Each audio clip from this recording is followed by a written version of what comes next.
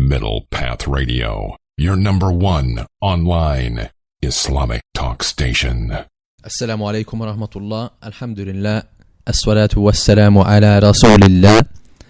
Welcome back to Café, Ikhwan.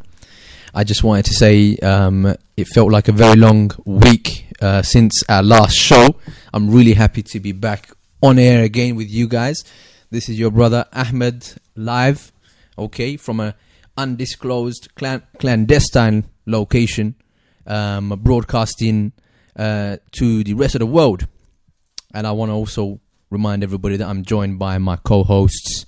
First of all, the producer. The producer doesn't normally say much, but I've also been joined, just like the previous weeks, by a couple of individuals going by the names of Khabab and Zain. So tonight we've got a really packed show. Brother Zain, what kind of lineup we got for tonight's show? Assalamu alaikum. Wa alaikum salam. Yeah, we got a really packed show. I mean, there's a lot of things that have come up over the week, and also even today, certain things have come up. Just 1 second, just a technical hitch there. I mean, we're going to talk about, the execution of James Foley, for example, today. I mean, it was a big story last week. Boom. Everyone, even now, is still speaking about it. Boris Johnson's call to kill British citizens of alleged terrorism. One of the things that we want to speak about, and his basic rights. Taking away the basic human rights in terms of presuming guilty without any kind of solid evidence. What else?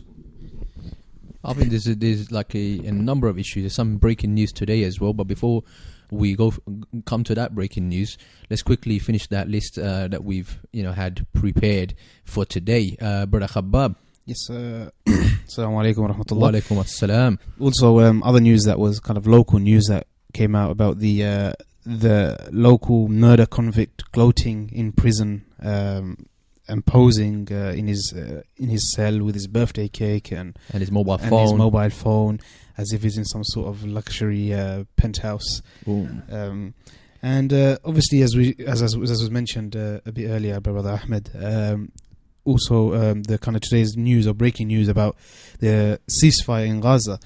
So again, some quite important and very interesting discussions ahead.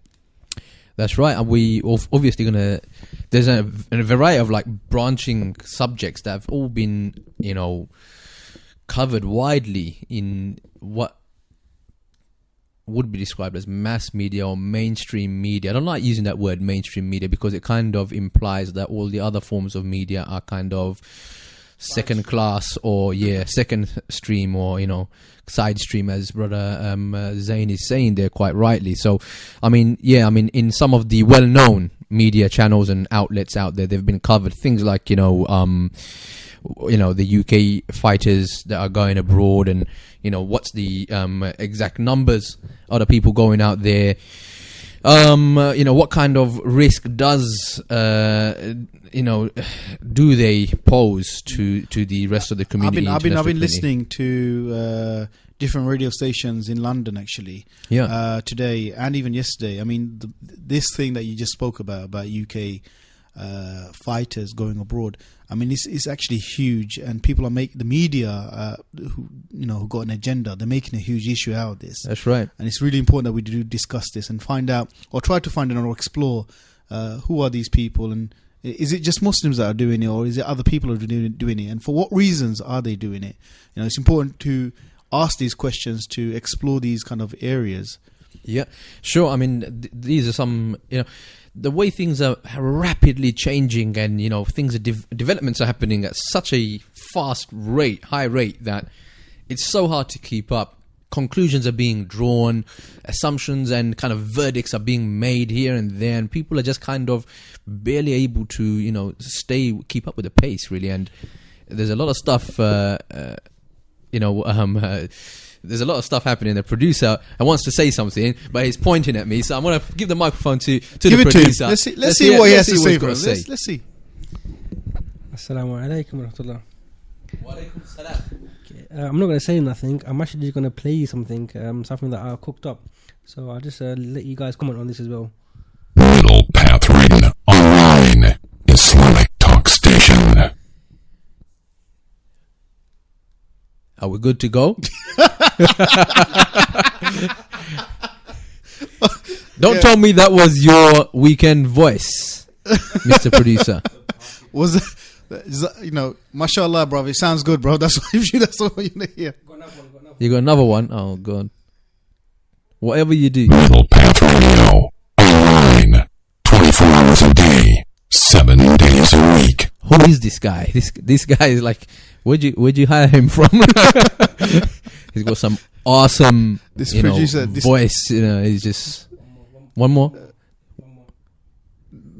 Hey yo, when I reach home and I get back and turn on my stereo, it have to depend on MP radio, always representing for the youths. Who on earth was that? I think wow.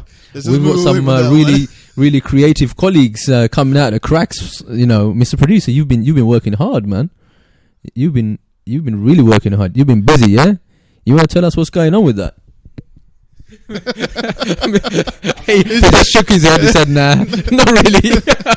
He's keeping his sources very, very close to his chest, keeping them secret. He's a very secretive character, this producer, to be honest with you. We don't really know his real name.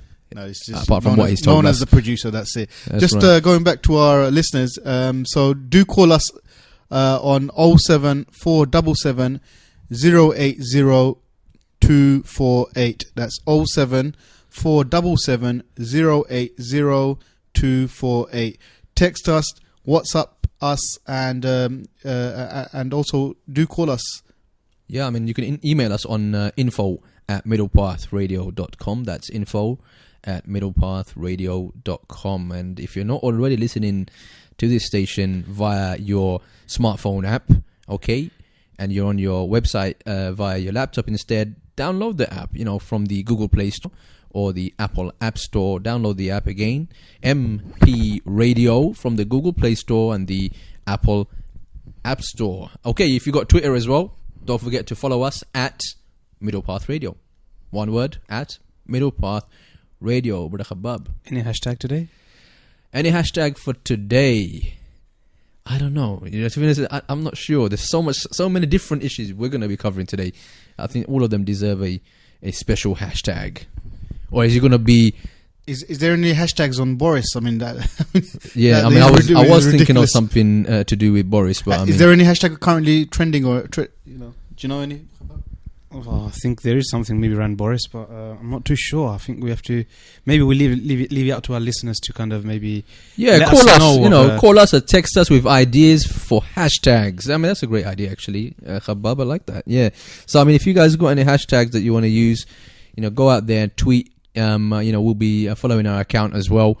But we prefer calls and text messages. Again, the number is 07477 080 248. That's 07477 080 248.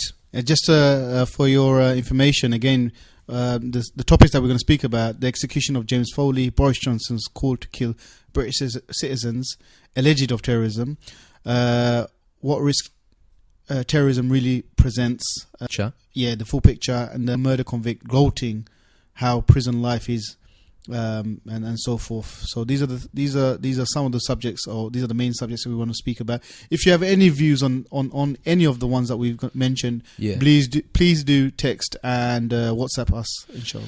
Absolutely. See, just from the lineup on the agendas that we'll be covering today, there's no hiding behind any kind of smoke screen or anything like that. This is a very gritty show. There's humor thrown in, and we don't shy away from talking. Talking is not a crime, and in fact we feel that dialogue and discussion is extremely healthy, and it helps to what should I say, weed things out and work things out. You can really clear the air. That's right. I mean, keeping things, censoring. I mean, censorship is the opposite of what we're doing here, and censoring only leads to further issues, driving problems, and what people's is frustrations underground, and then that leading to even worse kind of scenarios. It is an open platform for a healthy discussion, so please do call in. Yeah, please do join in the discussion, and that's what we intend to do. Cover these topics, and maybe want to swiftly move on to maybe our first topic of the. I was going to ask if you got any questions, any thoughts. What are your thoughts? What were your feelings when you heard the news that that James Foley was executed? I mean, what were your thoughts? Do you think it matters? Do you think it was tragic? What do you think this is something that Muslims need to be taking responsibility for? Is this something that Muslims shouldn't be taking any responsibility for? I don't want to put words into your mouth. I don't want to put ideas into your head. I want to hear what our listeners have got to say. That's just the first issue. I mean, but that's because that's the main issue that everybody's talking about everywhere right now. But I mean, there's the story of Boris Jonson. I mean, we also know that he's going to be standing as MP, Mr. Yeah, and there's a lot of talk, but this talk has been happening for a long time, that Mr. Boris Jonson is lining himself up very nicely so that he can replace the Prime Minister. So that's kind of like career aspirations that he's got. So what are your thoughts about Boris Jonson? Primarily, really, his call to do airstrikes and kill, as he calls it, in inverted commas, jihadi John. Basically, he's quite a comedian, this Boris Jonson, but he is talking about some serious issues. What are your thoughts on that? Do you agree with Boris Jonson? Do you think that kind of action needs to be taken? Do you think this person referred to as John, although that is not his real name, he has a real name, and we'll go into that very soon. We'll quote directly from some of the work of the journalists who have been covering this story. All right, so do you agree with Boris's sentiment there that John should be killed? What do you think of that video? Do you really think it was him? Some people are saying that the videos are fake. Some people are saying that it's not fake, but it still weren't the guy on the video that done it. So there's all sorts of different reports coming out. Isn't that right, Khabab? Indeed, many different reports coming out, conspiracy theories, because of the fact that there's many unanswered questions. So do you have your own theory? That's what we want to know. Get in touch with us, drop us a text, and give us a call. Talk to us a little bit, yeah? So you got something to say, Brother Zain? I thought we were going to have a quick break, and then we'll that's the producer's call, sir. That is the producer. I know you guys are from the Security Council, but this ain't the Security Council. Well, you must be mistaken, Mr. Zaid. We do have a. It is, There is something happening, and there is something going to happen very soon. Are you threatening the Café Ikhwan show? It's not threats. There's certain action that's already started to take place. Are you listening to this, Mr. Producer? What is these guys? What are they saying?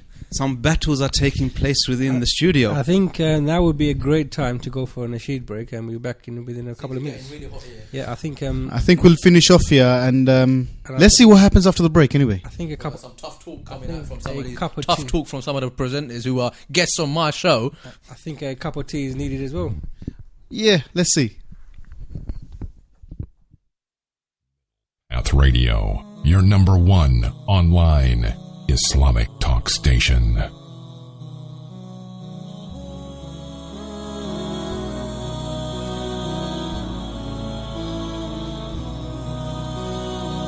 في إحساس أراه زاده التحنان في أبتغي حضن يتيم طاهر الروح نقيا في إحساس أراه زاده التحنان في أبتغي حضن يتيم طاهر الروح نقيا كي يحيل ظلمة القلب بإحساسه ضيّ كي أرى غابات أيامي بأضلاعه فيّ كي يروي خافقي من طهر أعماقه ريا حضن أطفال اليتامى يترك الوجدان حيا يملأ القلب حنانا دافقا دفئا نديا بين أرواح اليتامى يسكن الحب نقيا قد حباهم ربنا نبضا بريئا أريحيا نشعر الإحساس فيهم صافيا عذبا زكيا ضمني طفلي منيا ضمني أكثر هيا. Download our app MP Radio from the Google Play Store or the Apple App Store.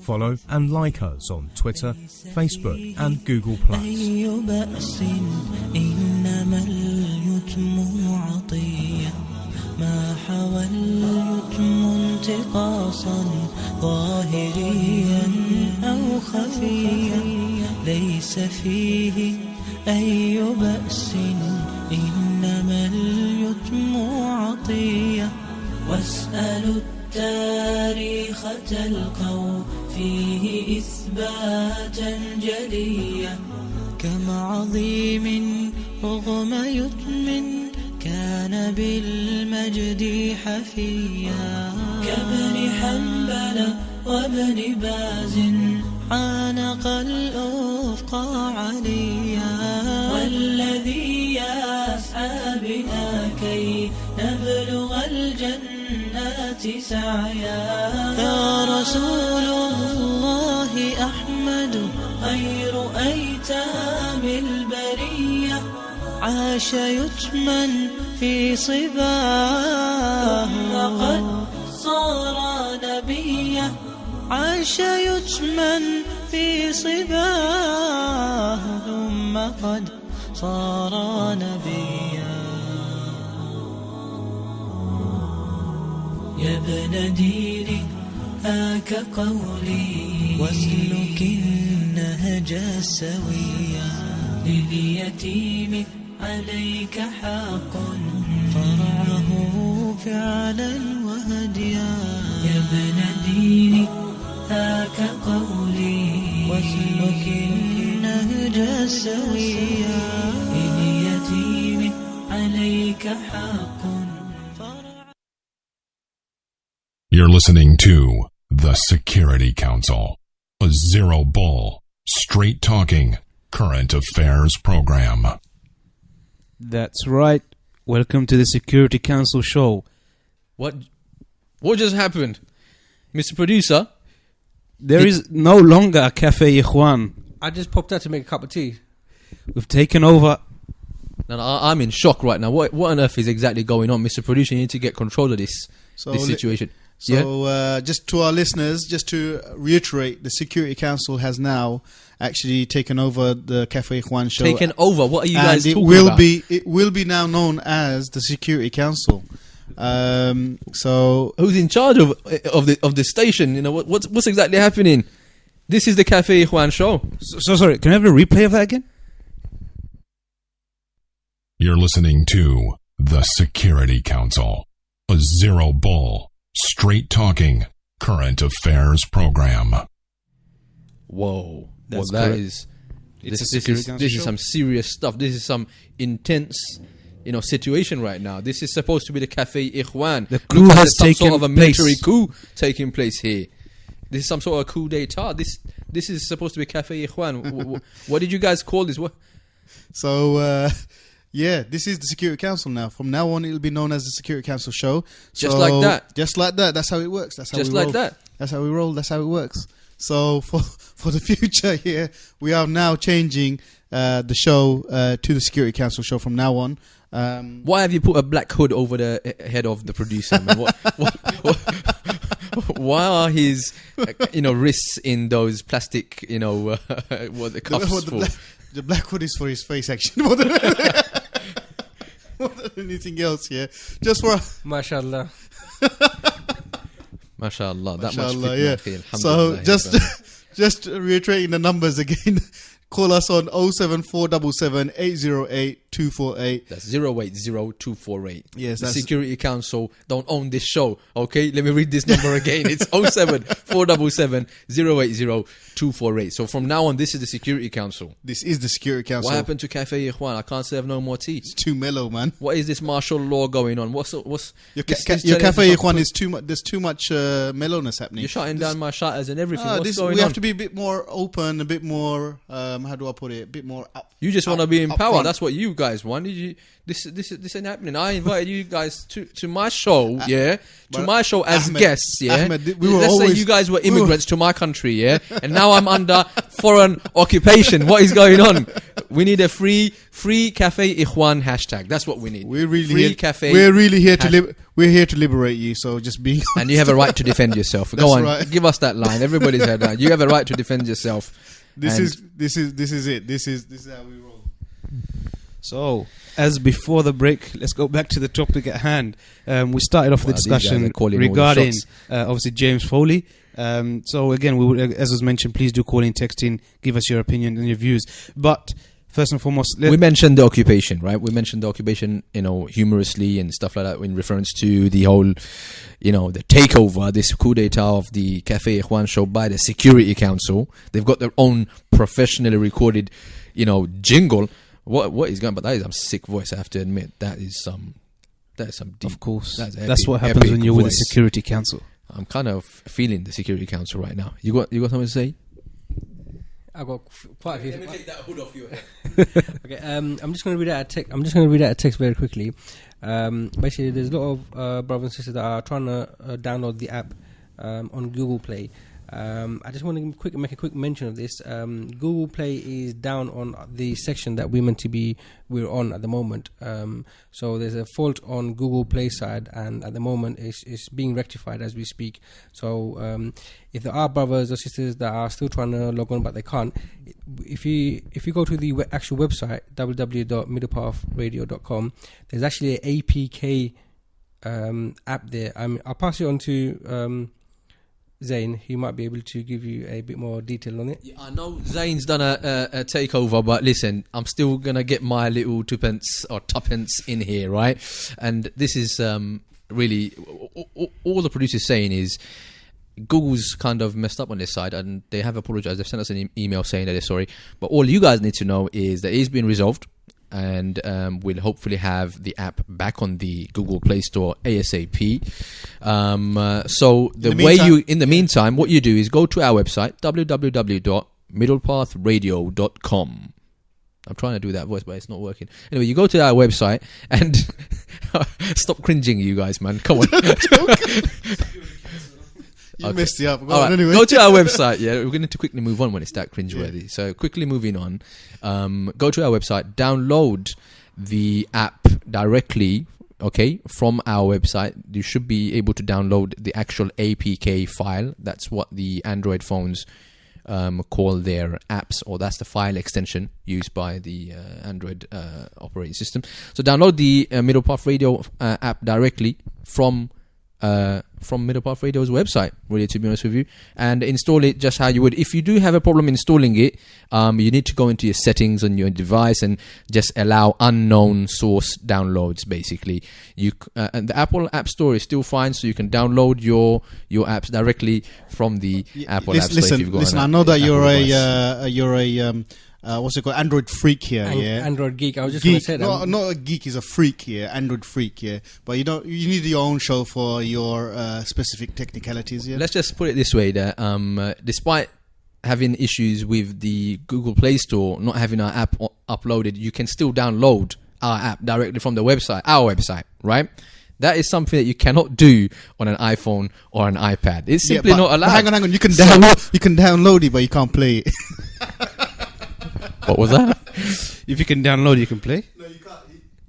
Give that. Okay. You said you can download it, but you can't use it at the moment, yeah? No, you can download it, install it, and play it just fine. That's how Android devices work. Go straight to our website, right now there's an download. issue, though. You don't have to go to iTunes. Let's or move Okay, on. all right. Everybody knows. Everybody knows that. We'll leave that to maybe the tech show that will come Android later for the on. win.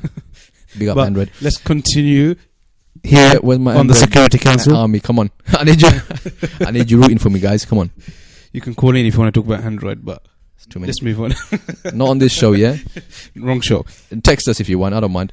It is still my show, half. We can. We're in negotiation talks with the Security Council, by the way. So let me ask you a question, Brother Ahmed, Go ahead, regarding James Foley. James Foley. What do you think? What is your conspiracy theory? I don't have any conspiracy theories. I don't have any conspiracy. I'll tell you that like that. I mean, there are other people's theories. I can make reference to those theories, right? Okay, and I think even the report that came out from an intelligence agency, a forensic kind of analyst agency that intelligence in the UK often use their services, right? Those guys reported. I've got the article somewhere up here. Basically, they've just said that they've really dissected and examined the footage, and they say that the guy who's on the video purported or presented himself as the executioner isn't actually the guy who done the execution. But they are very clear that an execution did take place some point or another. So the guy who's on the video, right, saying that he's the one, and he's showing himself actually committing the execution, carrying out the execution. This forensic analyst, team have said that he's actually not the guy who carried out the execution.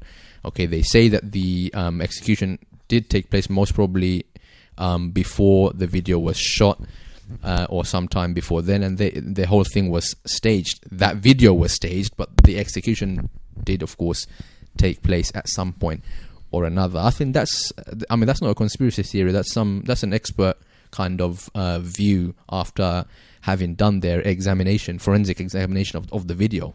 Obviously the video is coming to question its how it actually happened or how it was staged, but are we clear to kind of say that the actual execution did take place? Yeah. That's definitely the case. I mean, it seems to be, even on that report, they said definitely it took place. Just they don't think it was the guy who's on the video, playing the executioner. They don't think he was the guy who done it. The guy with the British voice. They don't think it was him. So after clearing that up, what I would like to kind of move on to is onto the fact that the impact it's had upon the Muslim community. You guys really think this is your show? This is the Security Council. I've asked you the what's question. going on? I'm put you on. Oh, go on. Give me your theory. Go on. Let me hear your theory on this. What do you think? I am the really questioner, happened? not the one to be questioned. I see. Okay.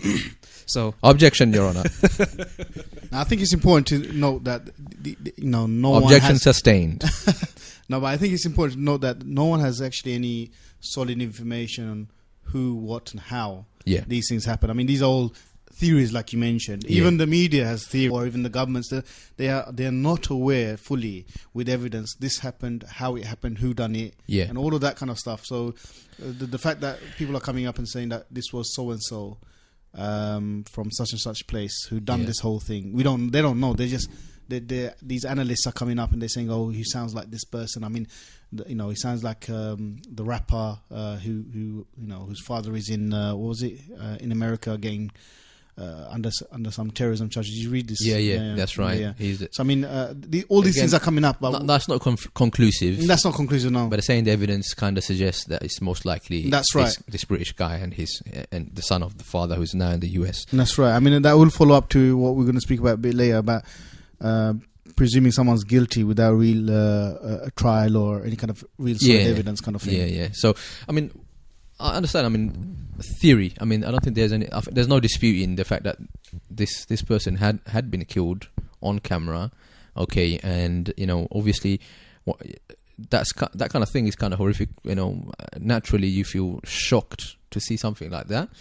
But I mean, I want to move away from the emotions of it all, because this whole thing is being. That's my view. I mean, the whole thing's being exploited. Okay, beyond the just the human angle to it, or the inhumane angle to it, in inverted commas.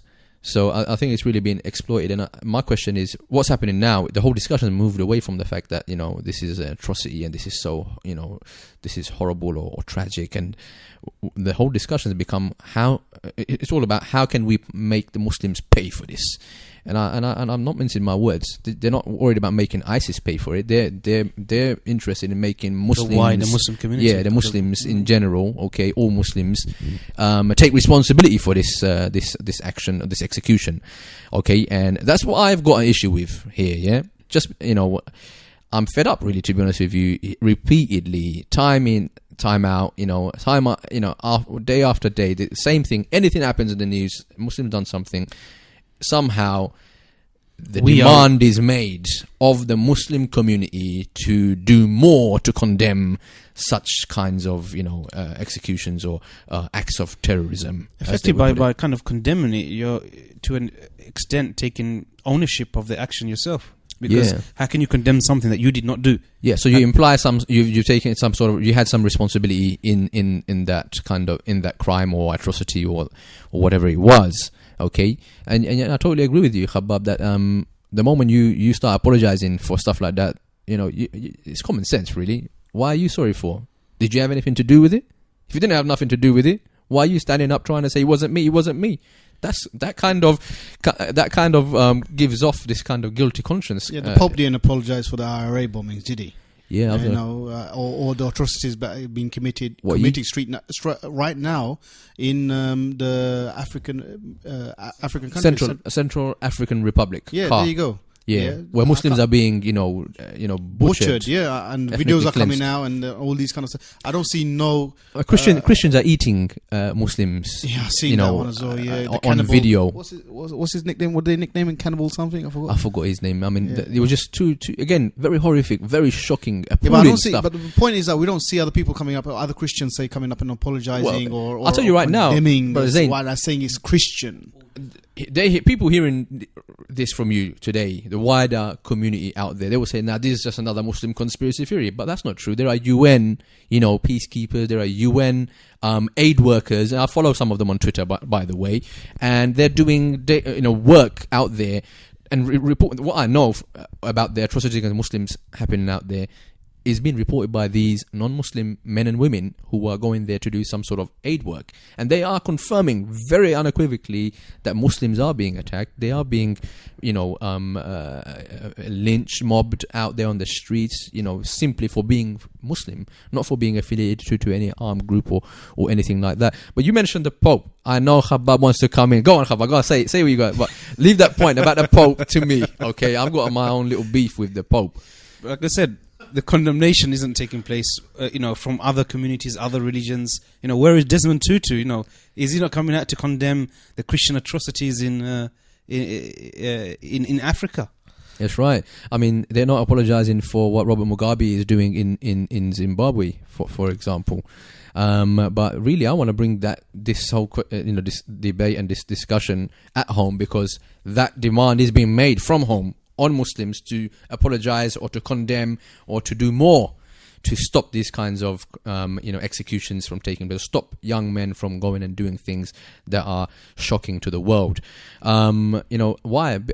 I'm coming back to the Pope again. You referred to the IRA, you referred to the atrocities against Muslims in Central African Republic, and we can go on. But we know there's a massive scandal happening right now, right under our noses. Massive scandal about child sex abuse, pedophilia rings, okay? Not by some shady, unheard of characters, but by high profile members of public, who sit, in influential places like the BBC and, even some places of, there's a lot of information happening out there right now that the government knew about these kind of individuals, and apparently it was something that was like a taboo that they were kind of allowing to happen under their noses. We know the church is riddled with confirmed reports of child abuse taking place systematically over years and years, and the church has come out to apologize for this on one instance, okay? But I mean, Muslims aren't coming out to say this is a white problem, this is a Christian problem, this is an English issue. You know, there's so many. Even if you move out from the religious aspect of it, I mean, today as I was driving here, I heard reports. But let me play the devil's advocate and give you the kind of information that they would hit Muslims. They would say, statistically, it is proven, Brother Zain, that most terrorists happen to be of the Islamic religion. Okay, they happen to be Muslim. Well, statistically, it is also proven that most pedophiles happen to be Caucasian white males.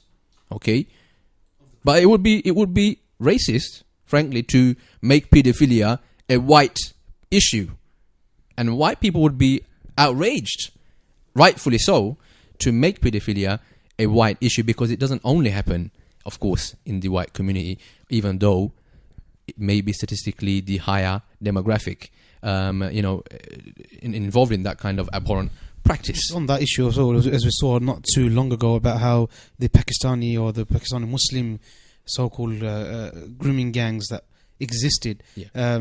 Again, a very small number in comparison to the vast majority of pedophiles and pedophile rings that are within the UK, along also globally. And why did you have the media calling it Asian, grooming gangs, Muslim grooming gangs? And then the onus then came upon the Muslim community to condemn and to say this is not from, this is effectively saying it's our fault, we're sorry, and we deplore these actions. But we don't have none of this same kind of rhetoric coming out from the white community or the Christian community or other kind of communities out there who are committing these similar crimes. Absolutely. So I want to put out the number again. I mean, if you've got any thoughts, any comments, you disagree with us, please, don't be shy. Get in touch with us. Send us a text, a WhatsApp message, or call us on 07477 080 248. That's 07477 080 248. So just going off from what you mentioned, I also wanted to touch on the fact that the Buddhists are not being asked to apologize, to condemn, to distance themselves from the atrocities against Muslims taking place in Burma. Okay, the Buddhists have not been coming out. They are presented up till today by the wider international community as being the peace-loving, spiritual, yoga-loving, meditating guys, but they are chopping heads off. Why am I referring to it with this kind of language? Because we're just talking about James Foley, who was executed in this similar fashion. But nobody seems to be up in arms about Muslims being, decapitated in Burma. That is not to suggest that it's okay also for us to be quiet about James Foley. What we're asking for here is addressing the imbalance, the disproportionality. That's what we're talking about here. Why are people so bothered about a white man or an English man, I'm not going to mince my words, or an English man or a British man or an American man who is being decapitated, but they don't seem to care much when Muslims are undergoing these types of horrific, atrocities for years? Why is it that the Jews are not being asked to condemn the killing of civilians? Why is it that Jewish leaders have not been, put on the podium to say, you condemn, you must apologize for killing civilians, children? Okay, 2,000 plus civilians in Gaza in just the last few weeks. Okay, let's not even talk about the 60-year, 50-year occupation of Palestine and the number of people that died in that whole process. So while all this discussion and all of these questions do arise, then you have somebody like Boris Jonson popping up and coming along and saying that all people who go to Iraq and Syria should be deemed guilty until proven innocent. And on top of that, the extrajudicial killing should take place. They should be bombed, into obliteration. This is what should happen to these terrorists. Good point. No, but when Boris says, everyone should be proven, everyone's guilty until proven innocent. He's not when he says everyone that goes, he means every Muslim that goes, because that's exactly what he is, isn't it? Yeah, because you could be a Caucasian white male going on holiday. You could be anyone going to Turkey or to Syria or to Iraq. You could be a journalist. You could be whatever you want for whatever purposes. But if you're a Muslim going abroad, whether to do charity work, humanitarian aid work, then you would come under the security scope, simply for the fact that Muslims are deemed guilty before they are proven. And again, that's a very important point, because it wasn't that long ago again that Boris Jonson was in the news headlines talking about how children should be taken away from their families. Those who are extremists or sharing or indoctrinating young children to grow up to become extremists. Their own children. I wanted to, just before I move on to deeper into the whole question of what kind of, I'll be saying some absurd remarks made by Boris Jonson. I wanted to actually, give credit to a guy called Sunny Hundal. I don't know if I'm pronouncing his name correctly. He's a non-Muslim. He's, I think he's also a radio presenter on one of the well-known stations out there. Okay, but he's written written a blog piece. Okay, just Google it. I don't want to give you the entire link, but it's on liberalconspiracy.org. All right, and it's Sunny Hundal. He's quite a well-known guy. He's a young chap. And he starts off his blog by saying, let's get two caveats out of the way. First, I'm neither a Muslim, nor am I religious in any sense, okay? And he even actually goes as far as to say that he supported the war in Afghanistan, okay?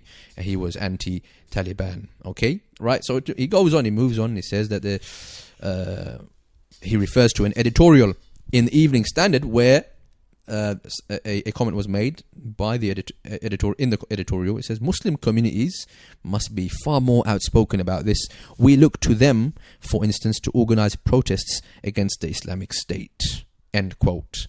He says, he carries on that, I'll tell you the name of the title of the blog. He says, the demand that more Muslims must condemn ISIS is racist and ridiculous. Now, this is a non-Muslim guy.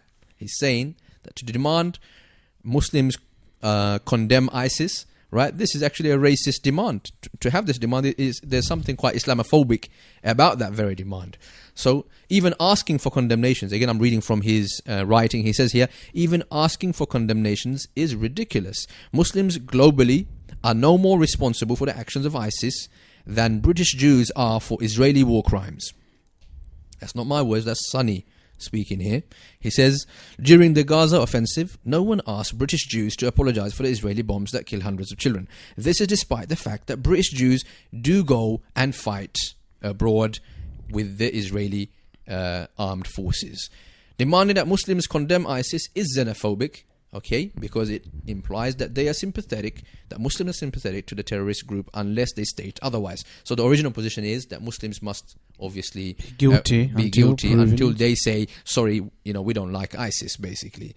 So effectively, if you don't speak out against them, that you are by default in support of them. Yeah, that's what they try to say. Exactly what Sunny says. He says it implies all Muslims are responsible for the actions of terrorists. And there's a double standard.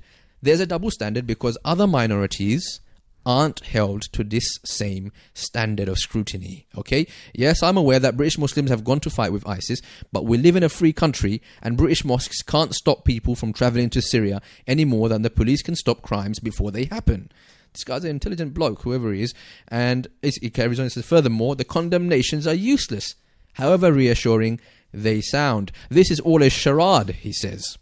Like how politicians feel obliged to make a public statement of grief when someone famous dies. Okay?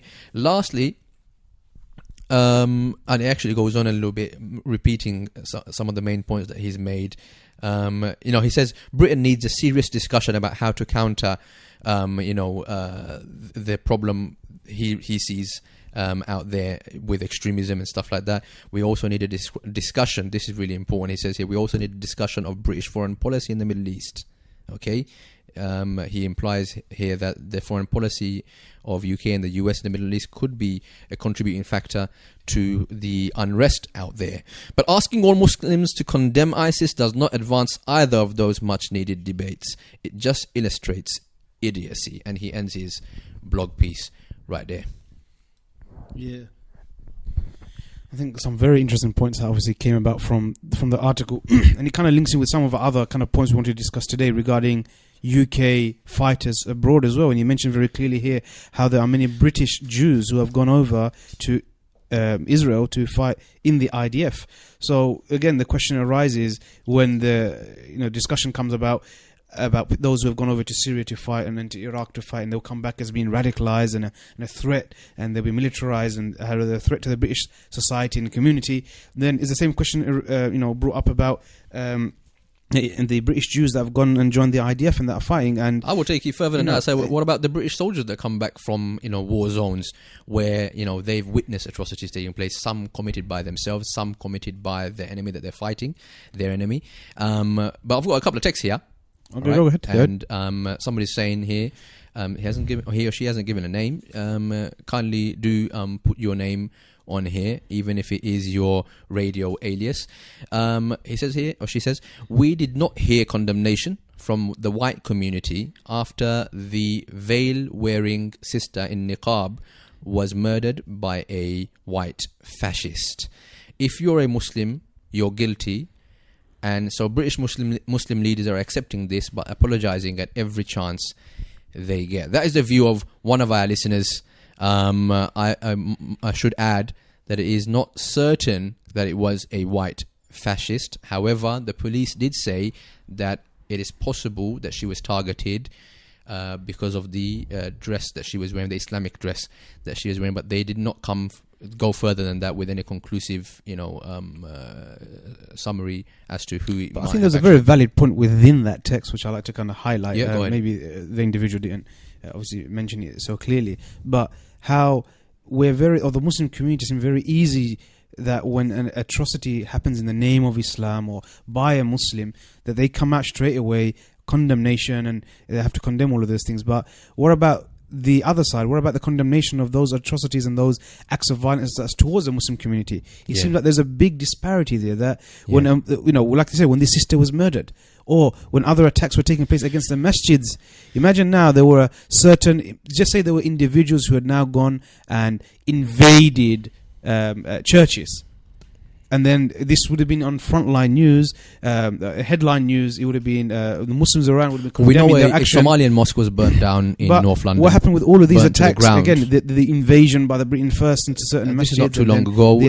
If we remember as well, also they had to send in 2 bomb disposal squads to 2 different mosques to safely detonate. So not only is there a pressure that's coming upon the Muslim community to take ownership, by those who wanted to kill Muslims, basically. So not only is there a pressure upon the Muslim community to condemn and to kind of effectively own up or take ownership of certain actions of individuals who don't represent the rest of the community, who may be course. Muslims. At the same time as well, there almost seems to be like an inferiority complex that certain Muslim maybe organizations or individuals or mosques are feeling that they have to come out and condemn all of those things, but yet they're almost silent on the attacks upon the Muslims, the massacres and the atrocities that are taking place in the Muslim community. Exactly, so and we know the elderly Muslim gentleman, the uncle who was stabbed from behind, brutally. The killer was caught. He was a Islamophobic, racist, extremist. If the killing of Lee Rigby is an act of terrorism, then we should be very quick to also call the killing of this elderly Muslim man who was attacked completely for no other reason but for the fact that he was a Muslim. He died. Okay, but there didn't seem to be any sort of outcry, any kind of uproar, any kind of condemnation. We didn't hear our political leaders. We didn't hear Boris Jonson coming and saying we deeply regret the loss of life and we must do more to tackle extremism and Nazism in the UK, and we have a problem with Islamophobia in the UK, and we need to set up a task force to look into how we can tackle. We need a prevent strategy to stop young white males from turning to violent extremism against Muslims. We don't hear that kind of rhetoric ever at all. It's all one-sided, unfortunately, because at the moment, as I said, it's mosques open season on the Muslim backwards. community. Mosques, imams, and so-called councils are all bending over backwards, making very glossy YouTube videos, bold statements, condemning this and condemning that. Mate, if you have got nothing to do with the execution, why are you coming on camera and saying that you condemn this and that? Did you have something to do with it? Maybe they did. Maybe that's what it is. A guilty conscience or something. Because as far as I'm clear, I don't live in Iraq. They don't talk for me, and nor am I from Iraq. All the people I speak to, are fed up of these so-called imams coming to the fore and saying, "Oh, we're sorry about this," or "We don't approve of this." Well, of course we don't approve of this and that. Islamic law is very clear. I mean, Muslims should not be browbeaten, should not be bullied into always having to take responsibility for the actions of others who they're not affiliated to, and that's really the case there. I know the producer. Are you still there, mate? Hello. He's nodding his head. Did you take his the hood off? Well, we have to be very careful with other things might be taking place. But I think what we can do is quickly go for a little a short break now, and you can before join we go us. to the break, the number is 07477 080 248. That's 07477 080 248. Middle Path Radio, your number one online Islamic talk station.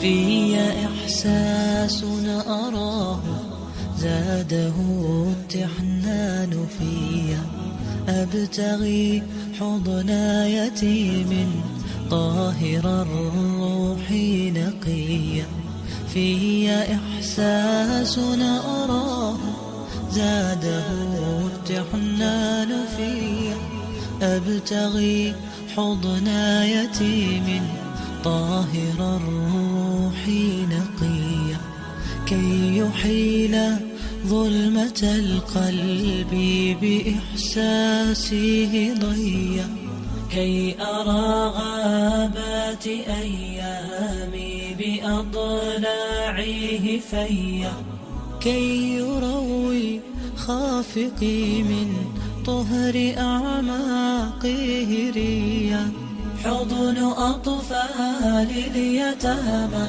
يترك الوجدان حيا يملأ القلب حنانا دافقا دفئا نديا بين أرواح اليتامى يسكن الحب نقيا قد حباهم ربنا نبضا بريئا أريحيا نشعر الإحساس فيهم صافيا عذبا زكيا ضمني طفلي منيا ضمني أكثر هيا. Download our app MP Radio from the Google Play Store or the Apple App Store. Follow and like us on Twitter, Facebook and Google+.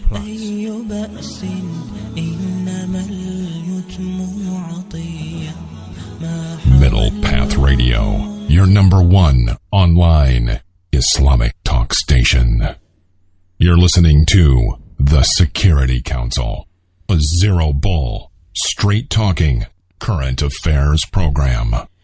That's right, you're listening to the Security Council. If you didn't catch us before, we have officially taken over Café Ikhwan. Café Ikhwan no longer ceases to exist. We are now the Security Council. But a resistance is forming underground right now from the Café Ikhwan camp, and we have successfully just ousted one of the Security Council permanent members. Not so permanent now, are you, mate? So he's gone right now. Robert the Beast Mugabe has just been ousted from his position. So we're still here. We're still vying for our right to our show. And to get to free the producer. The producer who's been currently, is he being waterboarded? Oh no, hang on a minute now. What's happening here? There's a bit of torture taking place here. But I think these are techniques that are actually approved of and rubber stamped by your Security Council, respective governments from the your Security Council. But just on the topic of waterboarding or watering itself, we only serve tea in this cafe. Well, it's no longer a cafe. This is the Security Council. But one of the things I would like to kind of touch upon, which is currently going around on social media and other things, which is this water or the ice bucket challenge. Have you heard of it, brother Ahmed? It's kind of funny that you've brought that up. Yeah, I have heard of it actually, and I don't. Have you done it? I don't see. What is this nonsense? You know. So just maybe sorry, I can. Mate. Oh, the producer wants to say something. No, I was just going to say. I think they're doing it in the name of charity for some sort of charity. Yeah, and that's what it is. Yeah, basically, well, the charity is I got the acronym, which is ALS. I'm not too sure exactly what it stands for, but what ALS is a charity which raises awareness or funds for those. There's something to do with the nerve system in the brain, which then causes people to die from it. Listen, I'm not too sure. I'm not really technically corrected, but that if it's a charitable thing, then But my really, hat's off to them. But is this the best way? Let me just explain why I said it was nonsense. I still think it's nonsense on the basis that part of it is because the guys I've seen, these celebrities that are doing the bucket challenge, whatever you call it, ice bucket challenge. The ice bucket challenge. They don't seem to be making reference to any charities or giving any kind of comments or statements in support of which is exactly charity. the point. Do these guys give money? Because what's when supposed they to do the happen ice is bucket when challenge? somebody gets nominated to do the ice bucket, so they have to either do it within 24 hours or donate, I think, £100 or something like that. So if they do the ice bucket challenge, they don't give no money. But then if they do the ice bucket challenge, they have to then nominate somebody else, and it continues. So I'm confused. I don't really see. I don't see where the donations coming in, and like you mentioned, there's no mention Only thing I'll tell of you the what charity. I don't know how many of our listeners done the ice bucket all challenge. I see is people promoting themselves on their YouTube channels, making a bigger celebrity of themselves, selling their brand, their image, their name. It's That's just all I see. fun. It's a PR stunt. Come on, I mean. But there's an important stat that I would like to raise. If these powerful people, these very wealthy people, really Tim Cook, I think, had done it. That's the CEO of Apple. I've got beef with. Sorry, I have no idea who this Tim Cook geezer is. First time I heard of him in my life. I know. Well, Tim Cook took over after the late Steve Jobs passed away. I'm sorry, I'm just a kind of he's trying to do his dodgy American accent, which is obviously not coming Steve through. Passed and Tim Cook took over, so he done it as well. Apple is is the most wealthiest company in the world. They could do a lot more if they really cared about charity. Apparently, something like £10 million or so has been raised, using this whole ice bucket challenge thing. That's good. But one of the things we should be, it's good to to bring it into a bit more reality and kind of understand the concept. That's not the kind of YouTube video. I didn't know it. Where are you reading this stuff? You're probably reading up the Wikipedia pages and stuff like that. I'm the videos just that I'm on seeing, face value. Yeah, all I'm seeing on the YouTube channel is a 30-second, less than that. It's like a 5-second. One of the guys recommended by YouTube to watch on the front when you open up their home screen is Triple H, a wrestling entertainment guy. Who's that? Triple H, some sort of wrestler. And all he does is takes his clothes off and he does... actually doesn't take his clothes off, but he pours water over his head and then he just spits it at the camera. And then that's it. That's the end of the clip.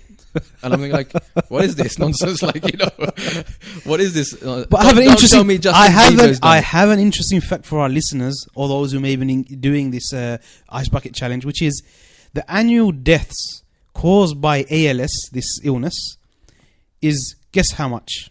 How many millions of people die? It's 5,600 people annually. Every year? Yeah, every year. Okay. But a more important fact than that, the fact that people are pouring water and ice over their heads, the annual deaths from having no access to clean water, guess what that is? 3,400,000. Whoa. So here we are, we're throwing water over our heads, effectively wasting it, to raise money, which is okay, maybe for a noble cause and so forth. But look at the let's put into context and look in perspective, which is there are 3,400,000 people every year who die because of lack of clean water, and here we are throwing water over our heads. This is just something it's important to understand. I personally think there are better ways of raising awareness, and maybe this is that's kind of humbled the mood a little bit. I was being a little bit flippant about the whole thing. I mean, if it's for a good cause, then all credit to them, more power. But after putting it also in perspective, there in context with what kind of issues the world is really facing, the number of deaths that are being caused by real serious. Not to say that one is less serious, but the facts speak for themselves. Just it brings kind of the whole mood back to being serious.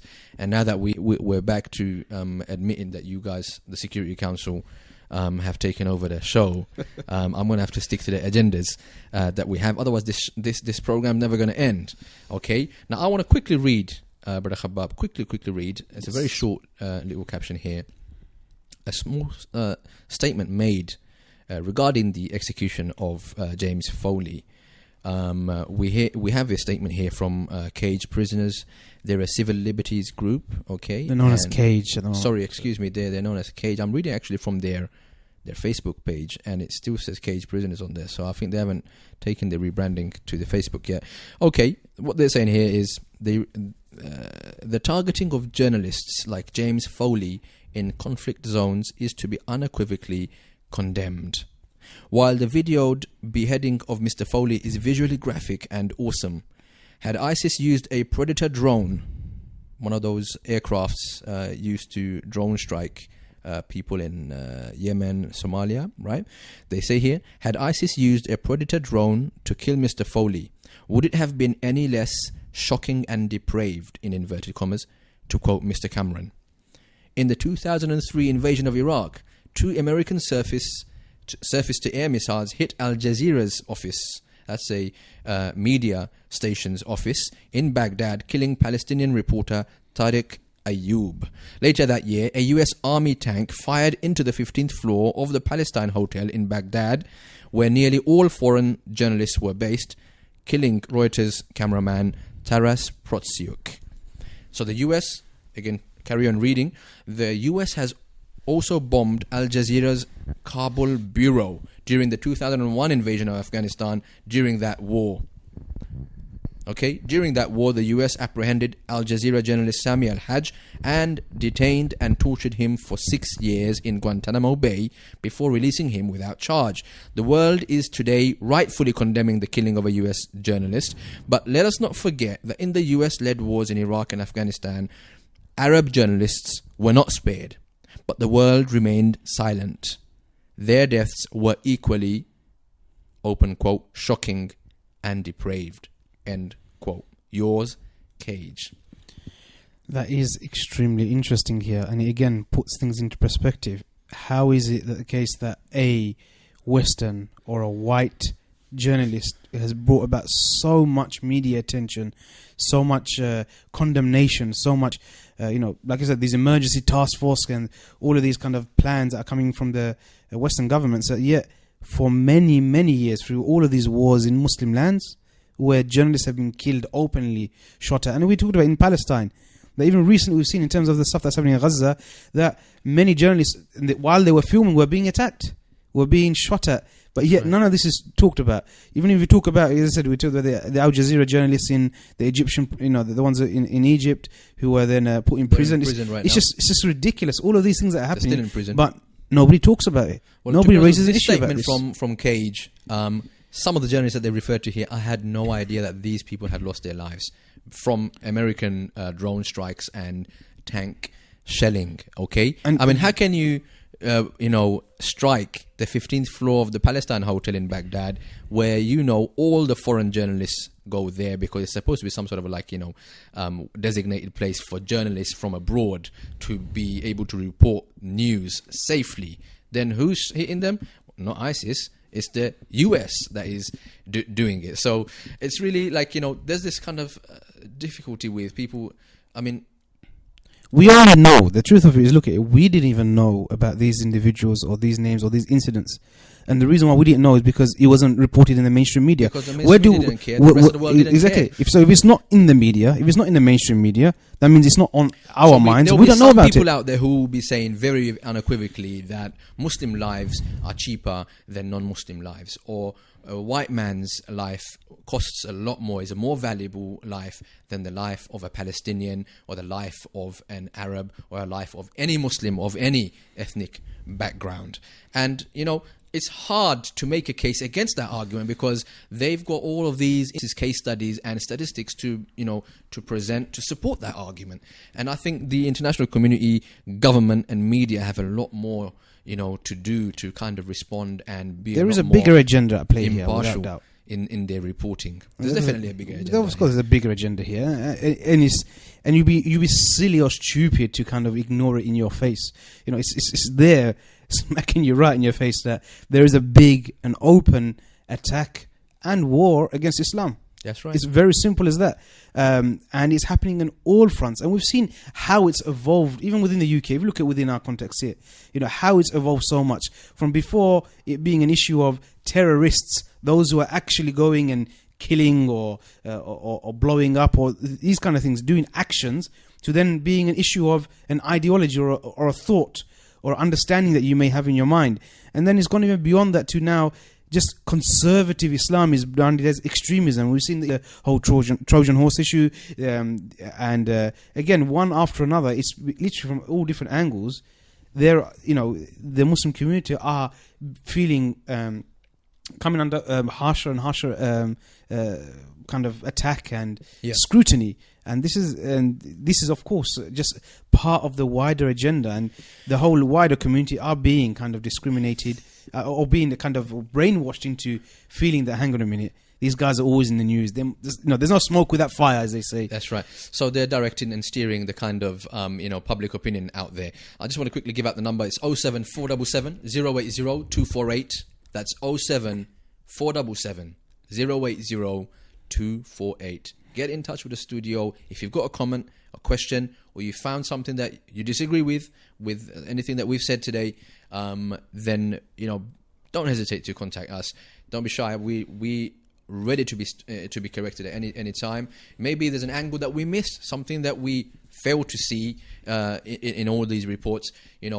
Be sure to call us and enlighten us on that aspect. I just want to quickly please do share us another article. Another lovely article. Actually, I read on Islam21c.com by a gentleman going by the name of Z.A. Rahman. I'm not going to read over it, it's quite lengthy, but there's this one part that makes, that is relevant to us. It says here, he starts by saying that it was horrific, the slaughter of innocent James Foley, that it's something that was, unbelievable and shocking, and he explains, he gives some passages from the Quran explaining how one mustn't spill innocent blood and stuff like that. That being the case, now I read directly from the article. He says here, we must ask ourselves, why is the slaughter of the innocent James Foley any more shocking or newsworthy than the deaths of innocent Palestinians in Gaza, or those whose lives are cut short by murderous drones in Pakistan or Yemen? Was his death any more gruesome than images beamed around the world recently of a child's skull cracked open, allowing the viewer to have a look through its hollow shell as his father held him in his arms for the very last time in Gaza?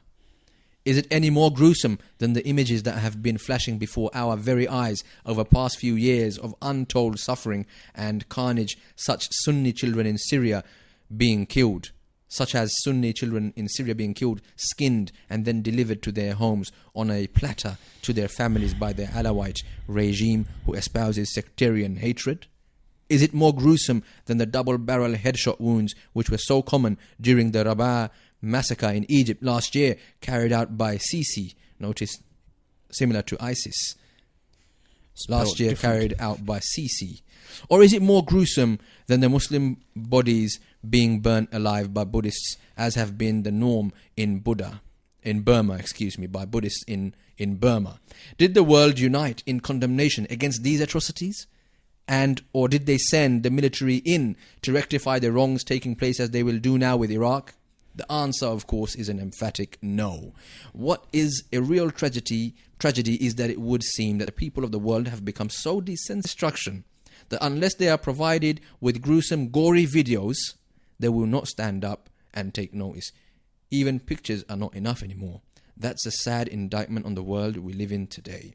I think that kind of sums up the article, to be honest with you. And the point that we're making is there's this serious imbalance in the reporting and just the sentiment in general, the emotional sentiment out there, that there is something very disproportionate about this and very offensive to those people who have been losing lives throughout the years, even right now as we speak. Yes, there's a ceasefire in Gaza right now, reportedly.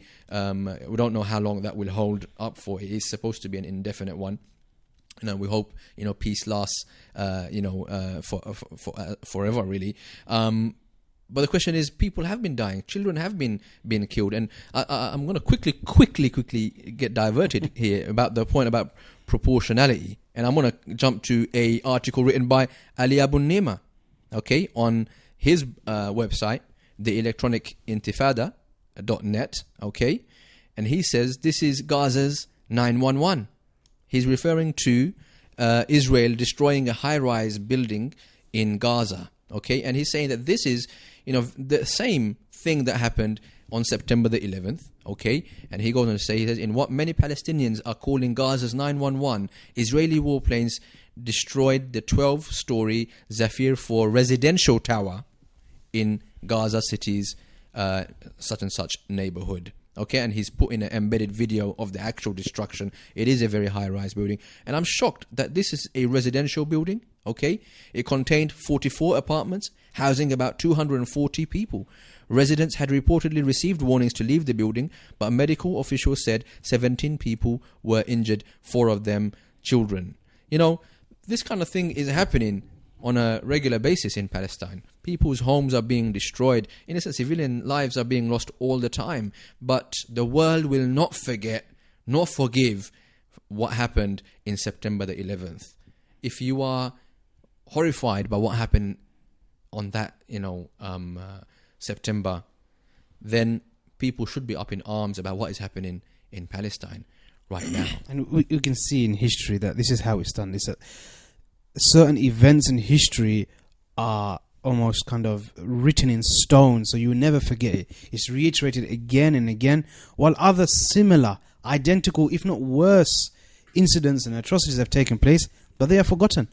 And it almost seems like who is picking and choosing what is it that we are forced to remember, forced to learn. A good example is important to understand. We talk about how the Holocaust happened, and millions of Jews were exterminated and killed by the Nazis and by Hitler, and we are told we can never forget this. We must learn from these this kind of the Holocaust that took place.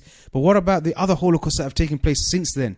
Many have taken place, but yet they're being ignored. Yeah, it's not. I totally agree with you there, and I just want to add, before I move away from Ali Abu Nima's article, he did say that Al Mizan Center for Human Rights, it's a human rights organization, states that the building that was attacked by Israel was attacked without giving any specific explanation that can be verified. He also adds that Al Mizan's investigations indicate that no military activities took place in or around this building. Hundreds of its residents, most of whom are families headed by employees of the Palestinian Authority, were displaced, made homeless, basically, end quote. So this is at least 10 Palestinians were killed in relentless Israeli airstrikes across the Gaza Strip on that Saturday. Okay, mostly women and children. And out of the 2,000 people that were killed, most of them are and children. Okay, and that's just tragic. 2,000 seems like no number to the rest of the world. One journalist who happens to be non-Muslim, who happens to be white, okay, who was killed on video, seems to be the rage out there. It was something that was shocking, appalling and horrific, but no more than the way bombs are ripping bodies, Palestinian children's bodies in half, dismembering their organs, their legs and their arms from their bodies. Those videos are out there as well. Don't get me wrong. It's not like there aren't gruesome videos of that stuff out there. This stuff is out there. Just go and take a look. Just ask the Norwegian doctor, Dr. Mads Gilbert, I believe that is his name. He's seen these atrocities, the victims of these atrocities. He's treated those, and he's seen many of them, pass away in front of him, be killed by the Israeli government strikes on Gaza. But there is no outcry. Nobody else seems to care. It's very clinically glossed over. 2,000 people reportedly killed in this conflict. There's no mention of those dead being mostly civilians. No mention of the fact that those civilians are all Palestinian. This kind of thing that's happening. This is why we talk about it on our station. Because it's not talked about. Because it's not mentioned. People are not standing up to challenge that kind of narrative and that kind of agenda and in the mainstream media out there. It's very important because we need to talk about these issues. These are issues that are affecting the Muslim community. These are things that we need to be very clear about that and raise awareness of, and we should be able to kind of spread this information. And a lot of these articles that have been written that kind of Brother Ahmed's been reading, some of them are by non-Muslims, and it's quite clear that those people who have humanity, those people who are not following the mainstream, who can look outside the box, as you can say, they're able to see the picture for what it really is, and not being kind of blinded by or kind of following the media down a dark alleyway and just continue following them in blindness. That's right. I've just got another text message. A gentleman by the name of Luke is saying, I haven't actually proofread it, so bear with me. Isn't this constant barrage of attacks by the media and government on Muslims, i.e. Trojan horse, black flag issue, etc., feeding the very so-called extremism they are trying to prevent by alienating people further and making them feel under attack? That's obviously a rhetorical question. Luke thinks that this kind of, hounding of the Muslim community, be from this issue to that issue, Trojan horse, black flag, niqab, the face veil, whatever you want to refer to, from one thing or the other, Muslims are under the microscope, Muslims are on the hot seat, in the spotlight. So he's suggesting that this kind of treatment of Muslims will only further alienate the Muslim community and make them feel under attack, feel vulnerable, and a lot of people in that state often do things that they probably shouldn't do, but they feel that there's no other recourse for them. That's a very good point from Luke. I just want to say thank you to Luke for putting that text in. Thanks to all our other texters today as well. Really, really appreciate them. We'd love for you to contribute more frequently on our show. The number is 07477 080 248. That's 07477 080 248. Sorry, brother. Again, I do echo what our listener kind of text in relation to how these policies and these active agenda against the Muslim community is further alienating it and effectively pushing people towards other acts of so-called extremism and kind of lashing back, you can say. But one thing is very clear from this issue here is that you can see there's an active agenda and they're not really focused, or they don't really care about what the cause of it is, because many times people talk about, why is it that people are so against carrying out certain atrocities and certain acts of terrorism, and a lot of the time foreign policy comes back up again, the issue of foreign policy. But yet the government refuses to engage in that discussion about foreign policy being a factor in causing people to be disillusioned, or young Muslims to become disillusioned and decide to then go abroad and to engage in these kind of activities. That's right. So they don't address those issues. They don't know do they tackle it. So here it's looking about, they're talking about we need to prevent this from happening. The whole prevent structure's there, but it seems to be it's designed to further radicalize people, as opposed to de-radicalize them. And it doesn't really tackle the issue. It tries to just kind of goes around the issue and then creates more problems. You mentioned prevent, and I think Luke is also kind of referring to that in his text message to us. It's interesting that today, I think the leader of Muslim Council of Britain, Harun Khan, gave an interview, and he categorically called the prevent strategy, the prevent program, a failed a project of the government, a discredited project that has actually distanced young Muslim people away from even going to the mosques, and made them feel even more disillusioned than ever before, which is something that he's saying actually contributes to their radicalization, and so on and so forth.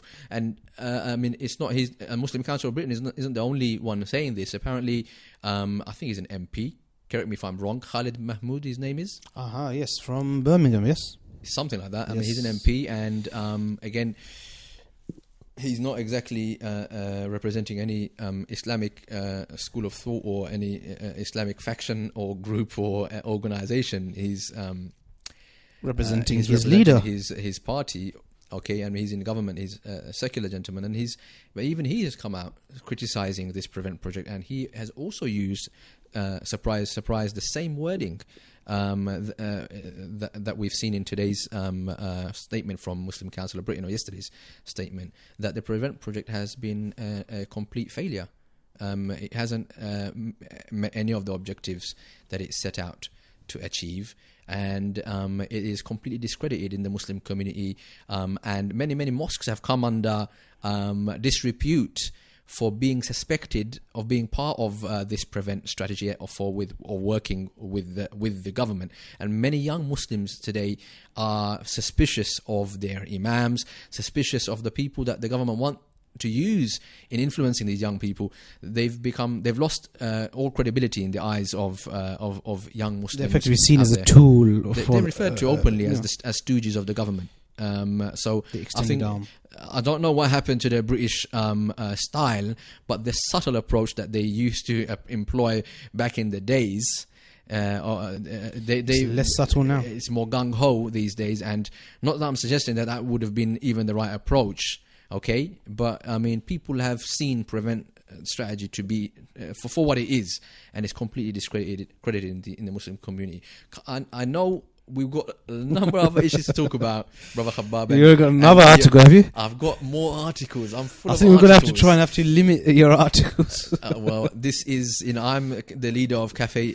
But unfortunately, this is the Security Council, so we're going to have to quote veto on that and pass a resolution on a number of articles that can be you lose your permanent mentioned. membership from the Security Council. I'm gonna put. I think we can maybe if you go through another article before we kind of move on to. Let's put some more. Let's add some more context to what's happened with James Foley, who's lost his life out there reporting the plight of the Iraqi and the Syrian people in the Middle East. There's an article here from the New York Times. Okay. And it's simply titled, "Before Killing James Foley, ISIS Demanded Ransom from the US." Okay, so ISIS had James Foley hostage, and basically the article was making a point very openly that if the United States government wanted James Foley to have been released, then they could have actually released him, could have saved his life. Okay, and I'm going to read a quote here. "In fact, until recently, ISIS had a very different list of demands for Mr. Foley. The group pressed the United States to provide a multi-million-dollar ransom for his release, according to a representative of his family, and a former hostage held alongside Foley. The United States, unlike several European countries that have actually funneled millions to the terror group to spare the lives of their citizens, the United States refused to pay." So I'm quite surprised if they really cared so much, and they're making all this hoo-ha with their statements, about how terrible it was, and they would do whatever they can to save the lives of Americans or Brits and stuff. I just think, like, excuse me, you could have saved his life. The European governments are actually speaking with these groups and releasing hostages and reuniting them with their families. But it appears that the US is not interested. But I wanted to add one more thing from this article. It says here, there you go. Along with the 3 Americans, ISIS is holding citizens of Britain, which, like the United States, has declined to pay ransoms. Former hostages confirmed. The terror group has sent a laundry list of demands for the release of the foreigners, starting with money, but also prisoner swaps, including the liberation of Afia Siddiqui, an MIT-trained neuroscientist who's currently incarcerated, I think, in the States. Is that correct, Brother Khabbab? I believe so, yes. So, I mean, the point is made here that ISIS actually tried to, negotiate something with the American administration, and especially they wanted to get Afia Siddiqui released from the US prison. Her case is shrouded in controversy. The way she was, euphemistically, I say, arrested, the way she's been treated, bounced about between Pakistani prisons, Afghan prisons, the US prisons, the whole trial itself. This lady has been in the minds and hearts of many, many Muslims across the, entire spectrum of differences of opinion in the Muslim world. Okay?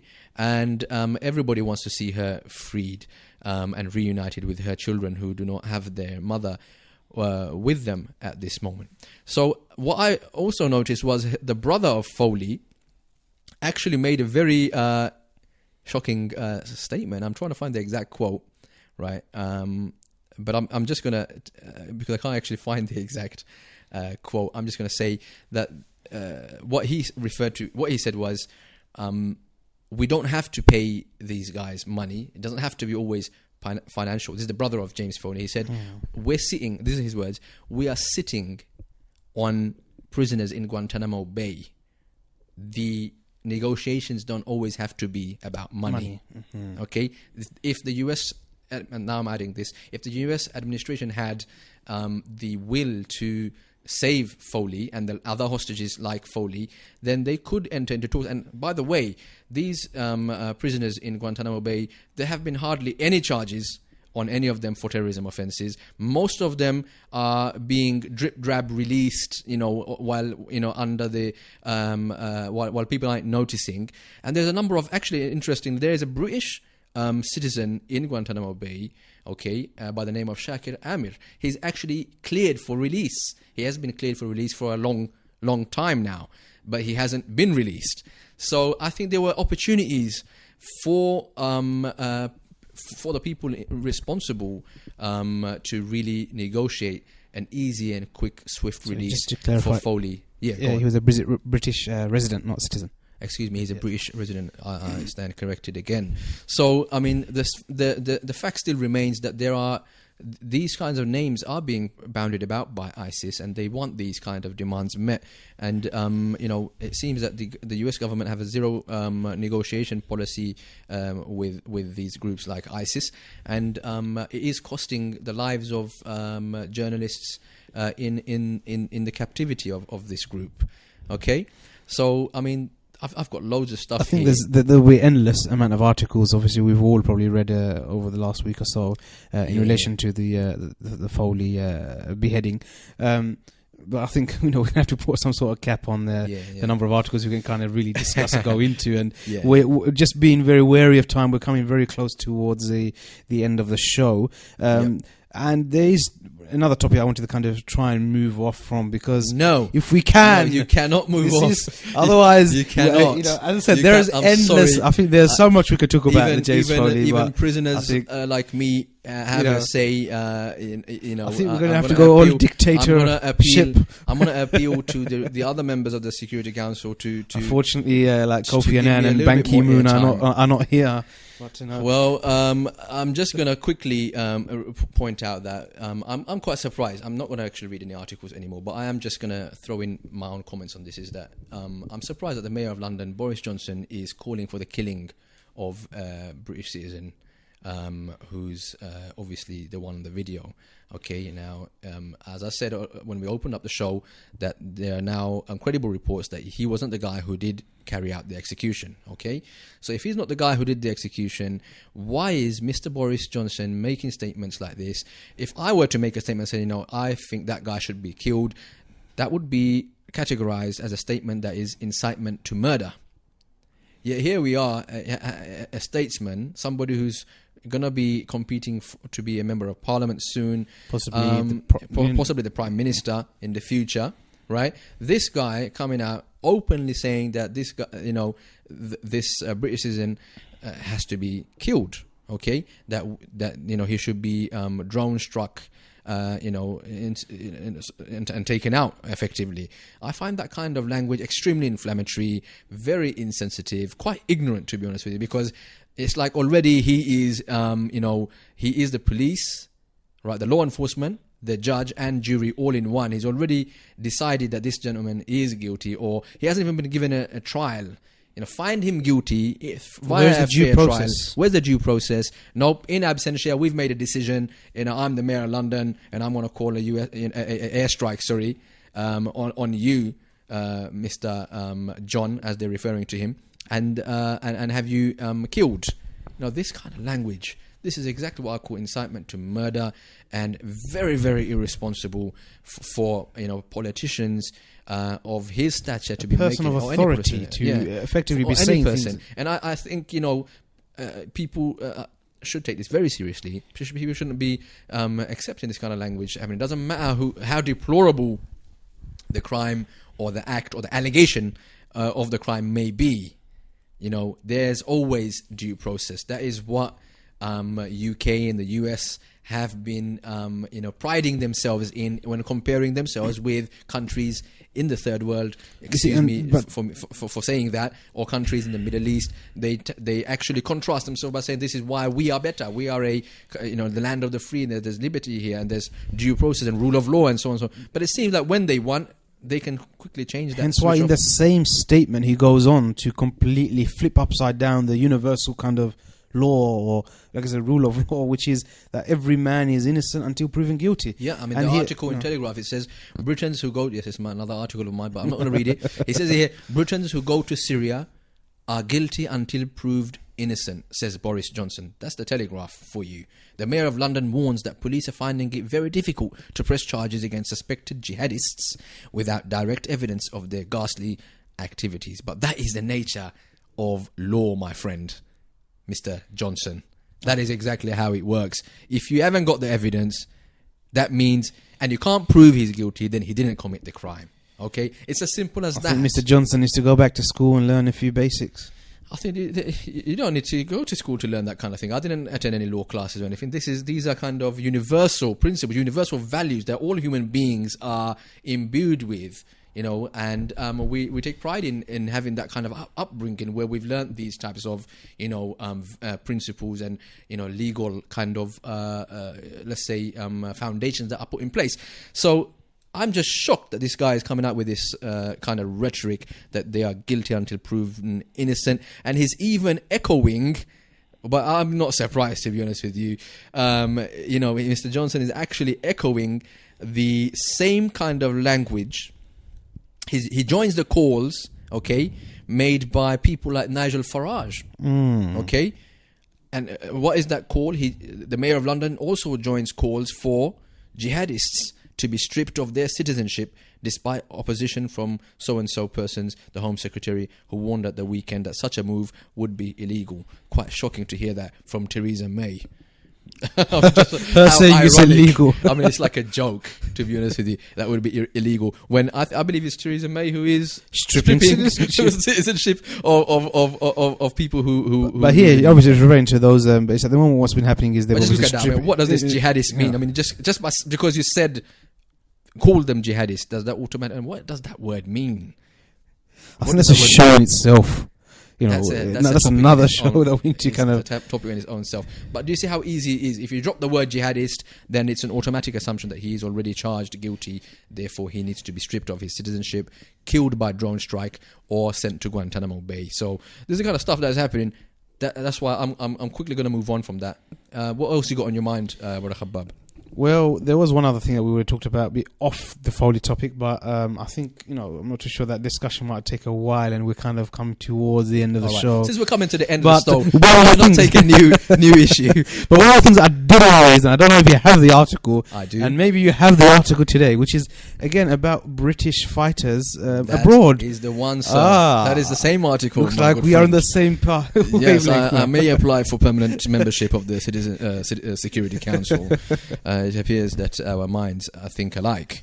Anyway, continuing from this, I mean, yes, definitely. Definitely, obviously, the article here I'm referring to is about the British Kurd who has, or who will be going to, who is going to Iraq to fight ISIS. I've got two articles here. One is specifically about one particular Kurdish Brit who's going abroad to fight with Kurdish militia groups. Some of these groups, by the way, are also proscribed terrorist groups by the US authorities. Oh dear, really? But it's okay for this guy to go and join this terrorist group and fight abroad. Okay, there's a Sky News article here. British Kurds ready to join fight against ISIS. So if you're fighting the PKK? ISIS, yeah, the PKK is the group that I was referring to. So I mean, it's quite, you know, again, I mean, it just beggars belief that on one hand, you know, we've got people talking about stripping people's citizenship for going to Syria. Yet on the one hand, British Kurds can go to Iraq or Syria and fight this group called ISIS. So as long as you're fighting ISIS, guys, you can join any other terrorist organization according to these articles and the way the law is allowing them to behave. You can go in and join those groups and go fight the good fight, basically. There's no problem with that. But if you are going to Syria to fight the Assad regime, then there appears to be a serious legal issue. Now, regarding people going abroad, okay, there's this very good article, again, the lovely articles. This has to be your last article. This is the last. The time is almost up. We do have to start wrapping up. I give you my promise, inshallah, This is the last article, all right? And it's in the Global Post, okay? America's World News site. The title is Britain's Foreign Fighters Aren't Just in Syria. Interesting. What's that? Where are they? Okay.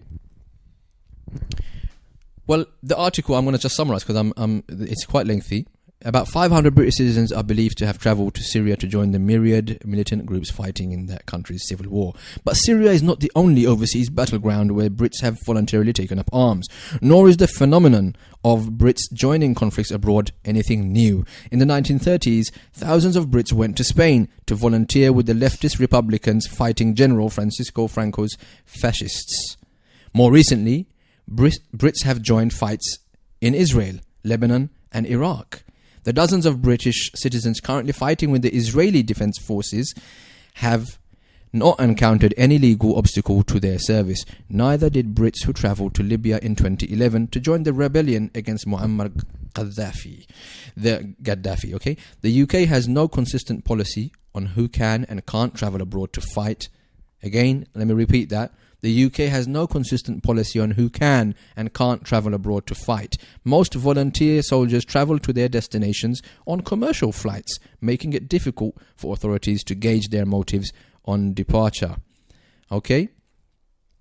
So, the experiences of British volunteers in Israel and Libya show how differently UK law treats foreign fighters, depending on whom they're fighting with. Okay? I think their point is very clear.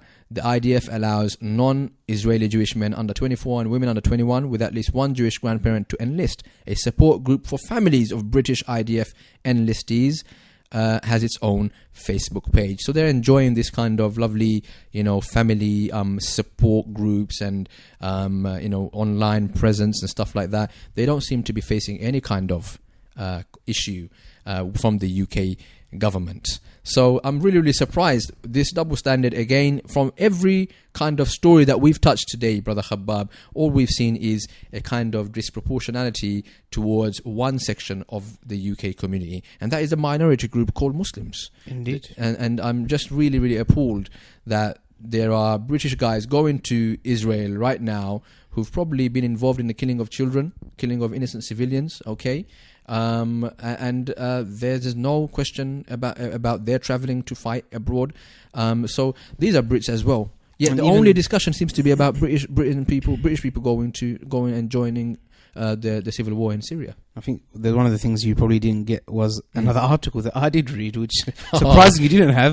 I think the King's College, allowed to bring your article. The King's College student who was openly saying he's going to leave to go to Israel to join the IDF. So and that was reported as like some sort of a heroic altruistic thing that he was doing for humanity, going to save other people's lives and save Israeli. It's a very much a pick and choose thing here, and obviously it's only. So he was painted in a very, very positive everything else other than a Muslim, in terms of, or anything that fits along with the agenda of the Western governments. That's right. I mean, we had a huge number of issues that we wanted to talk about today, Brother Khabbab, and we just simply cannot cover everything in this short space of time. And we know our listeners have probably got very important things to do tomorrow morning as well, so we do have to wrap up tonight's show. I had I can't believe I left this to last, and I already gave you my promise that I can't go to a new article. I'm not going to go to that article, but you guys need to read that, and maybe I'll bring you up on one of the other shows. But I'm just going to give you one of the facts that they uncovered through their research and their collation of statistics. They've reported that you are 9 times, almost 10 times more likely to be killed by a police officer than to be killed in a terrorist attack. Okay, and I think that's a bombshell where we need to stop. That's a statistic from the numbers, from recorded facts out there, that you are those people who are supposed to be serving and protecting us are the ones who are more likely to kill us. That's right. I mean, we did a show on this a couple of weeks ago with the protests happening in Ferguson, where 2 African American people have been shot dead by police officers. So I mean, that's an entire topic, a separate topic on its own. But I mean, the reason why I mentioned it was the way there is, the politics of fear the way the establishment, picture is being painted. The politicians in government, people in office, whether it be the US administration or here in the UK, the way they are presenting this so-called threat, they are only fueling this paranoia. Eventually, paranoia leads to hate and, kind of aversion to the group that is being alleged of being the source of this terror and extremism, and that is the Muslim community. And I'm very shocked to hear these stats now coming out that you are 9 times more likely actually to be killed by a police officer than to be killed in a terrorist attack. And I do think that statistics probably is more relevant or refers to data they collected in the United States. I might be wrong. I don't want to go to the article because I promised I won't. So we'll probably leave that for next week, inshallah. But who knows what happens in the space of 7 days. My goodness, the kind of news that come, and it's just you're complaining I've got all these articles, but really there's so much to consume. And I will allow you to have more articles if our listeners allow me. What's going on? This is the Security Council after all. I'm telling you, I need some. We'll allow you to have more articles. Make some changes from within. If our listeners have any articles they wish maybe for us to discuss, by all means, you can email in. Those articles, info@middlepathradio.com, and we can discuss that next week, and that will be given number one priority on Brother Ahmed's list of articles to discuss. So you still have your articles, although you may come from our listeners. But yes, feel free. Any news issues that come out through the week, please do email us. And we can look at putting them onto our list of discussions. And please join in the discussions and contribute to the show, because this is how we're getting more. Definitely, brothers and sisters. This is a current affairs program. It's no nonsense, straight talking current affairs program, and it is now referred to as the Security Council. It is the Security Council. We have taken over. That's right. And without any further delay, we hope to see you guys all, inshallah, next week, same time, Tuesday, 10 p.m. Be sure to tell your friends and family to download the app, okay, and to tune in next week. Assalamu alaikum wa rahmatullahi ta'ala wa barakatuh. You're listening to The Security Council, a zero-bull, straight-talking, current affairs program. Middle Path Radio, your number one